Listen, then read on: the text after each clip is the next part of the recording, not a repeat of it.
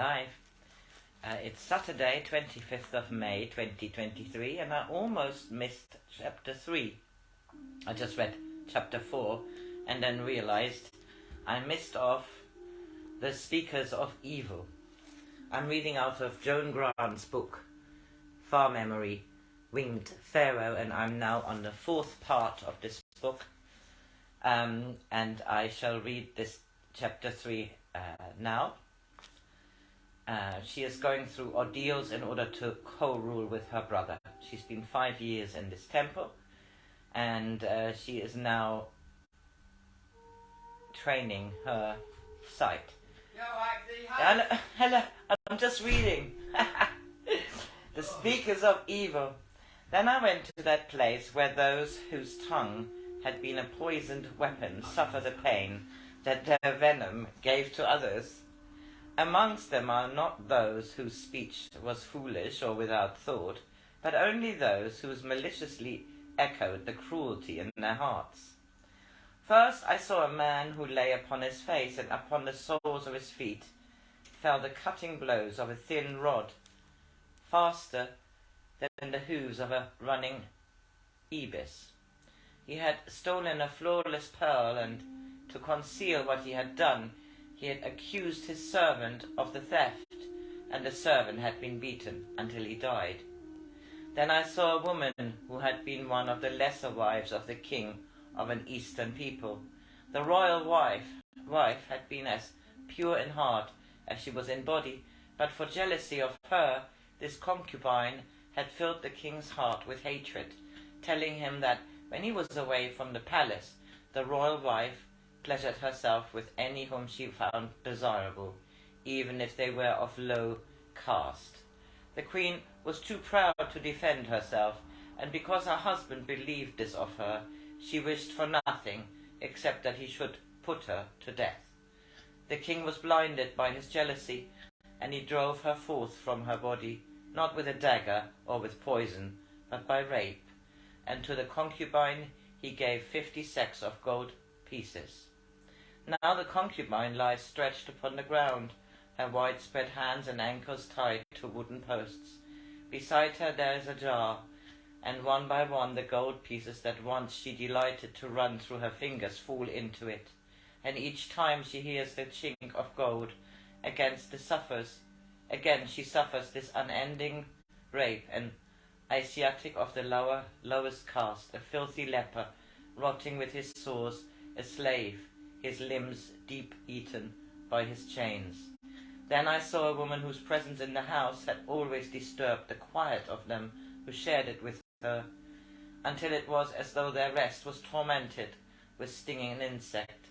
Now she is beset with hornets. They had stung her hands until they are like the webbed feet of a duck. Her eyes are narrow slits in the swollen flesh of her lids.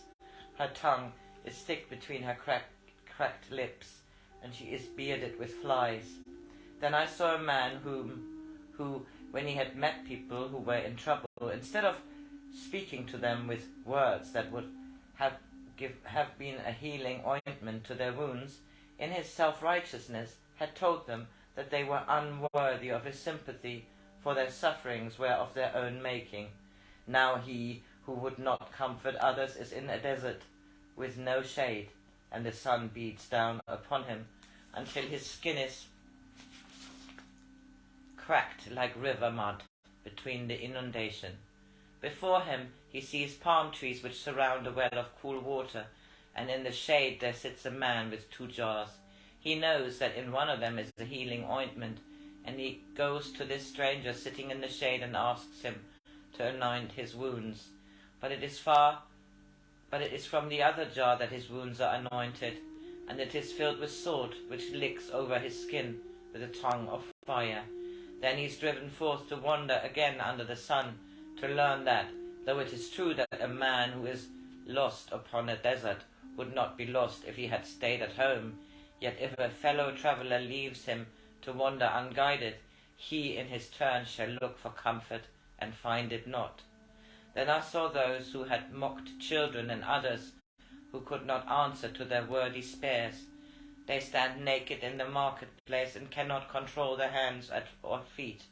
which make idiot gestures and bespattered their own bodies with filth, so that the passers mocked them in their turn. Then I saw a man who had slit the tongues of those he had made the unwilling holders of his secrets, lest they should betray him as he had betrayed others. Now he lies blistering upon a rock, while water carries past, who, if he could but make a sound, would pour sweet water into his parched mouth, but he is dumb. Then I saw another who had stood in shadows, and looked upon sacred things that were not for his eyes, and then revealed them. Now, as he lies rigid upon the ground, he watches the vultures wheeling in the air, until one swoops and tears out both his eyes. Then for an instant he is in the dark, and then again he sees the wheeling birds, until one down plunges with darkness in its beak. Then I saw the place where all must go who have betrayed a proven friend. This is one of the greatest of sins, for he who would betray a friend is a betrayer of the brotherhood. He shall go upon his journey without a friend, and fear shall be his only companion, such as he shall walk through a bleak and bitter land, where before them stretches a seemingly endless path between sombre rocks and withered, arid wastes, and above them is a canopy of mist, for upon them no sun or stars shall shine. At their backs there plods a horrid shape, the embodiment of their most secret fears, and though they strive to hurry through this place, their straining feet are bound by clinging slime. Here they shall remain until one of whose companionship they are no longer worthy shall, of his compassion, fetch them from this place to rejoin the brotherhood of man.